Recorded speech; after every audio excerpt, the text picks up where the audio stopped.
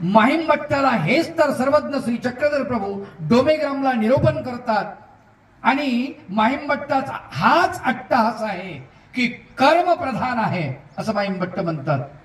कर्म करावे, कर्माने अंतःकरण शुद्ध होते, शुद्ध अंतःकरणाने ज्ञान होतं, ज्ञानाने मोक्ष होतो. आणि मग भगवंताची त्याची चर्चा सुरू झाली. भगवंताने त्याचं सगळं बंद करून टाकलं. म्हणजे कुठं काय होते?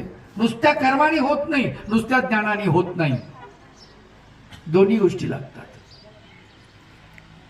ज्ञान त्याच्याकडे प्रचंड आहे म्हणून तो म्हणतो ज्ञानानेच होतं. चक्रधर भगवंतांनी दोन गोष्टी महत्वाच्या सांगितलेल्या आहेत.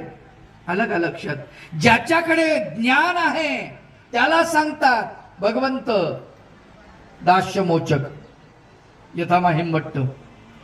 ज्याच्याकडे ज्ञान नाही तो म्हणतो मला सगळा विसर पडला पाहिजे. अरे वेड्या, विसर पडून काय करशील म्हटले? ज्ञानाची गरज आहे. त्याला म्हणतात ज्ञानमोचक. कमाल आहे देवाची बी. ज्याला ज्ञान आहे त्याला म्हणतात दास्यमोचक. ज्याच्याकडे ज्ञान नाही त्याला म्हणतात ज्ञानमोचक. याचा अर्थ काय? नेमकं मोचक काय? नेमकं मुक्ती देणारा काय? नेमकं फायद्याचं काय? नेमकं आपल्या कामाचं काय आहे?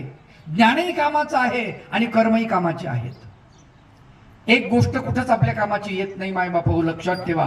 आपण कर्माच्या नादी लागलो की कर्म करत राहतो. कर्म तर चालूच आहे ना आपले. सकाळी उठतो, दात घासतो, ब्रश करतो, आंघोळ करतो, साबण लावतो, हमाम, रेक्सोना, लिरिल वगैरे वगैरे आहासे आतक चालू असतं आपलं, नाही का?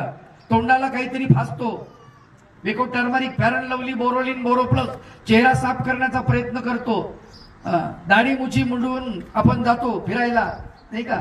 लोकांसमोर पेश होतो, नवे कपडे, अगदी छान, लोकांना दिसलं पाहिजे मैं कोण हूं, लोकांना समजलं पाहिजे, आपली प्रतिष्ठा काय, मी काय आहे हे दाखवण्याचा आपण प्रयत्न करतो, नाही का? हे कशासाठी आहे सगळं? विचार करा. हे सगळं करत असताना आपली ओळख लोकांमध्ये पोहोचवली पाहिजे आणि मी कोण आहे याचा सतत माणूस प्रयत्न करतो. कोण आहे रे बाबा? हु आर यू? हाच तर प्रश्न भगवंतांनी केलेला आपल्याला. तू कोण आहे? कळलंय का तुला?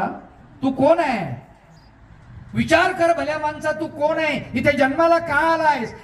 इथून तू कुठे जाणार आहेस? कशामुळे तुला मनुष्य जन्म भेटलेला आहे याचा विचार कर.